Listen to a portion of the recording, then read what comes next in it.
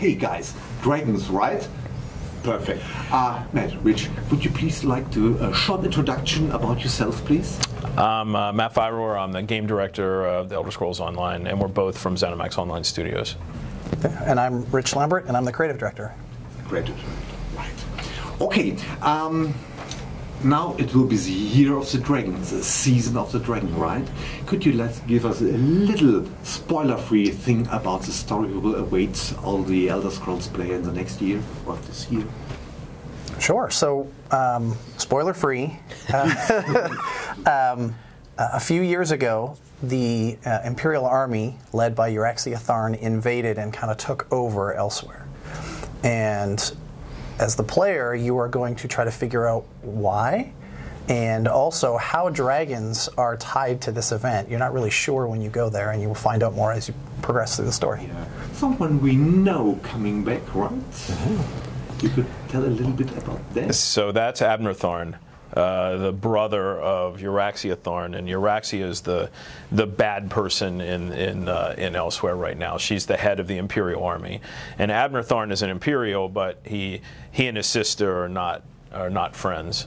so he wants to end the war altogether because he's tired of everyone fighting everyone else, and he wants to be all powerful in Tamriel, and the way to do that is to stop the war so that so he can found a new empire in the Imperial City.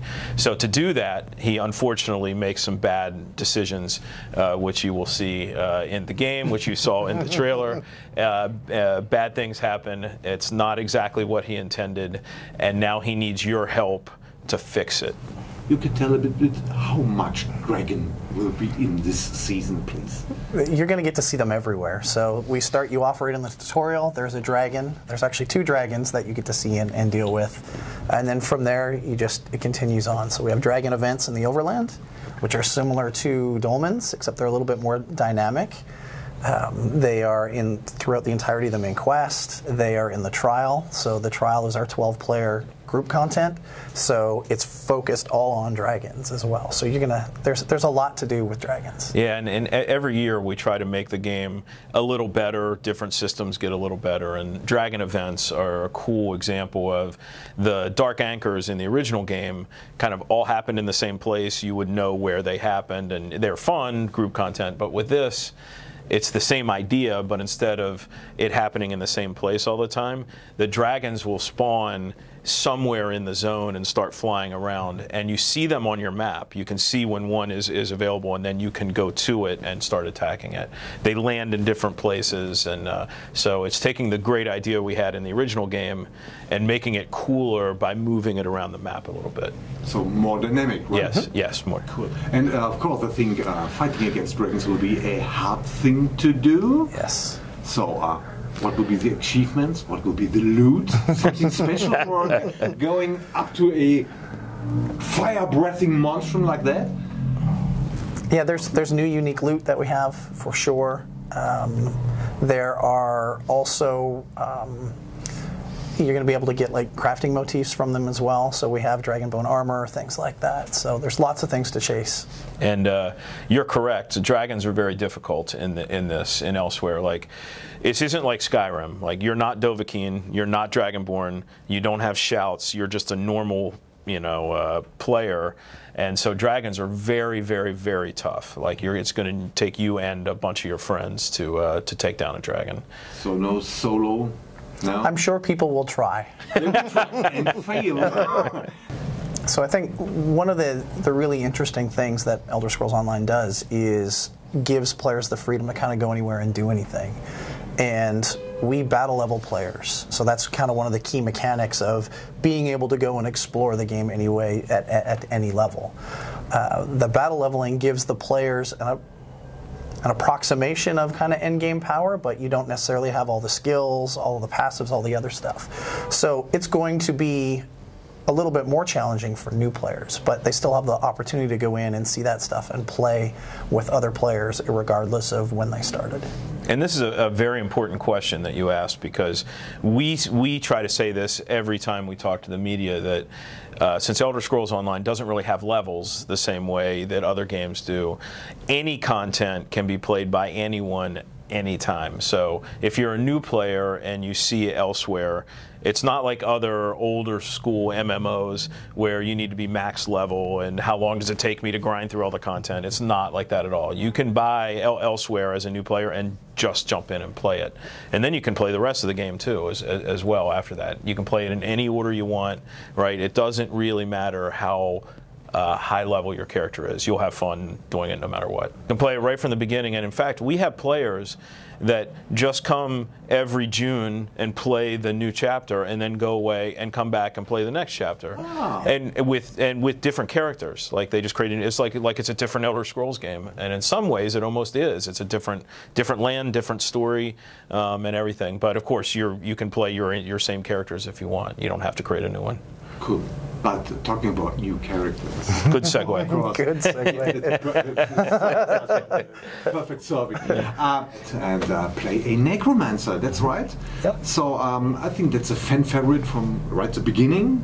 From beta, people have been asking for the necromancer. Why now? It fit the story. That was one of the things that we tried to do, is tie everything that we did this year into that Season of the Dragon. And necromancy is a huge part of that. The Imperials in our game are not good people. So even in the base game and in Imperial City DLC, they're necromancers. Like there are 3 alliances fighting for Cyrodiil, and those are the the Almiri Dominion, Ebonheart Pact, and Daggerfall Covenant. The Imperials aren't part of any of either of those 3, so instead they created their undead army by trying to use Molag Bal's power, and that's why that was the original game story. So in this, they bring their undead army with necromancers to invade Elsweyr, and that's where the story kicks off. So that's why we brought necromancers in now, because with the Imperial invasion, it makes sense. It just fits. Right? Yeah, yeah. Perfect. Like Rich said, it's tying all the Season of the Dragon elements together. Nice. If you got some skill points available quite early after the tutorial, you can change to Grave Lord, Bone Tyrant, or Living Death. That will be 3 subclasses, I will call it. Those are the skill lines. Yeah, there's kind of like tank, healing, and damage skill lines. For a new player, what skill line would you say would be preferable to play? It depends on your play style. So if you want damage, you would go Gravelord. If you wanted tanky, oh good lord, can't remember the name of the tank line. Oh, and the healer. Bone Tyrant? Yes, Bone Tyrant. And then the healer line is focused on that. So it really depends on your play style. For new players, probably damage is always the best thing to learn and go through, because that helps you kind of progress through the zone a little bit easier. I'm talking about the crafting. I saw there's no new crafting to do. You've got something in mind, maybe. We don't have anything planned right now to add to it. We wanted to focus more on dragons, making them awesome, making the necromancer awesome, and then the story. But it's something that we know our players love to do, and we always try to add things. So we have new motifs, which are the visuals for the armor. And you'll be able to collect a bunch of different new motifs for it. There's more new things coming, like a guild finder. Well, one of my favorite quality of life updates in this is the zone activity finder, which came a little before Elsweyr, but it's in the Wrath Zone update. But it's part of Season of the Dragon, and it's where maybe you played the game and went away and did something and came back and you don't quite remember where you were in the story. With the zone activity finder, you can basically go to the map and it shows you the achievements in the zone and what you've done and what you haven't done, and you can even highlight them, and it'll show you what the next step on a quest is, or where the main story in the zone is, and who you need to talk to get back on it. So that's personally one of my favorites, but yeah, there's a bunch of others that we're doing. Yeah, it's so easy to get distracted when you play our game, because there's so much to do. And that tool, like Matt said, helps new players and veteran players alike just get back into the story and play. Yeah, and if you are one of those players that has to get every achievement, it shows you exactly which achievements you don't have, and it makes you want to go get them. At least it does for me. I love it. Yeah, it's a fantastic tool. Cool feature. Talking about quests a little bit, one thing I really love about ESO is not, collect 10 flowers or kill 50 rats. It's the quality of the quest. There's every time there's a story told. How about the new quest? Yeah, that's something that we always try to do, is tell new, unique, interesting stories. And as the Necromancer, if you're playing that, you will be recognized in some of those quests as that. But more importantly, the stories that we're telling this time around are focused a lot on the Khajiit culture and what they revere. You know, Joan and Jode, which are the two moons, you know, you get to learn a lot more about that and how that influences the Khajiit, which is something that players, you know, haven't really been able to experience up to this point. Yeah, and I'll just say in general that if you ask us what ESO is in general, we'll tell you it's a great way to tell stories, because that's really what we do. You know, dragons are great, Khajiit are great, the art's great, right? But what we're really doing is storytelling, and it's a major part of any Elder Scrolls game, and I think that's what we do the best. There's a lot of stories. There's a lot of stories. A lot of stories, yes. Playing as a necromancer, you can get problems doing your spells in public, right?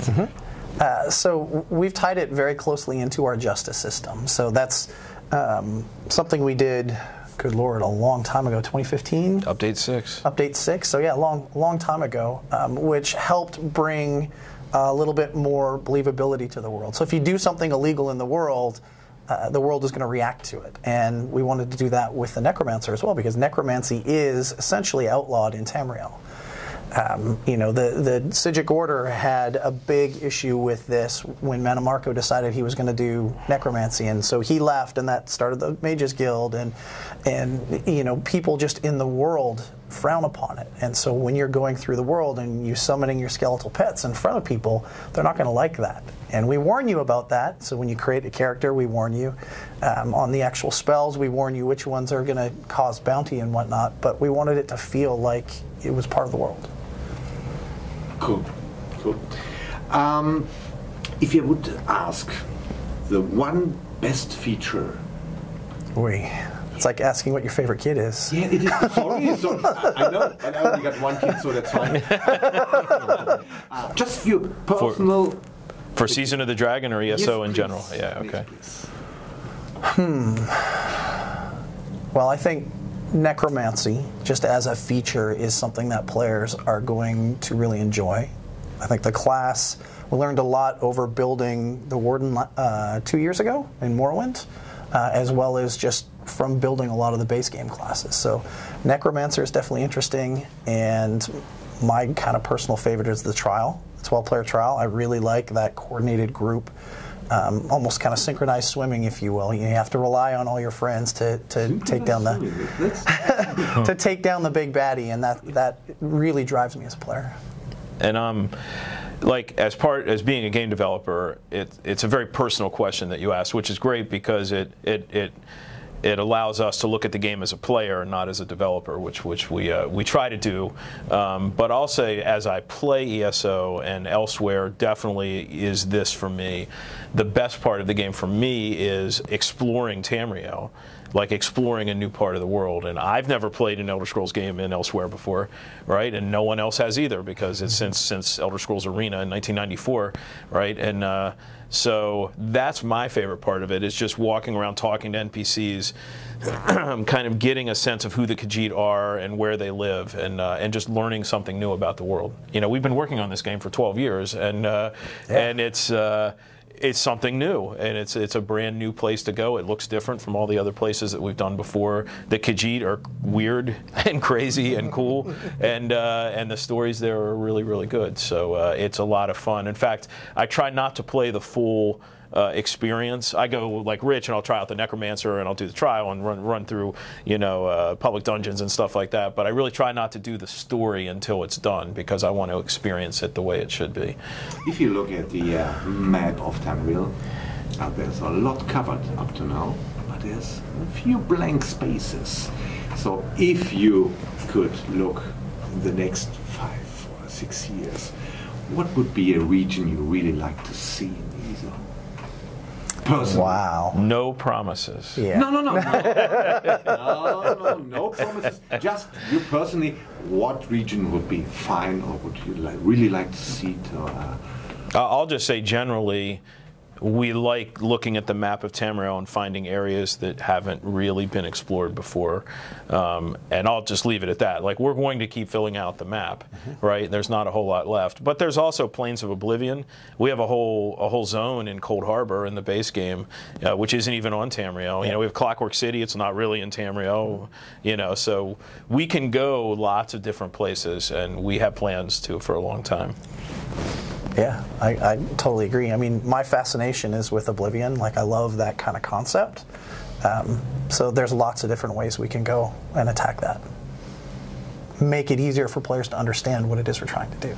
Yeah, because when we're talking to people like you, you know, and to the community out there, last year it was, you know, undead dragons, right, which was Dragon Bones, and then it was like 4 weeks later we're talking about elves, high elves in Somerset, and then literally like 6 weeks after that, werewolves, and then not 8 weeks after that, Argonians, you know, and so it's all cool content, but it didn't have a theme together. So Season of the Dragon, we can do the same cool dungeons, the same chapter, you know, the same DLC, but it's one story all the way through. Yeah. And it's just a much better idea for us. And it's dragons too, and dragons are so big that you can't really tell the entirety of their story in kind of one update. You can't. I'm sure. Yep. It's so big now. Perfect. Okay. Thank you very much. Sure.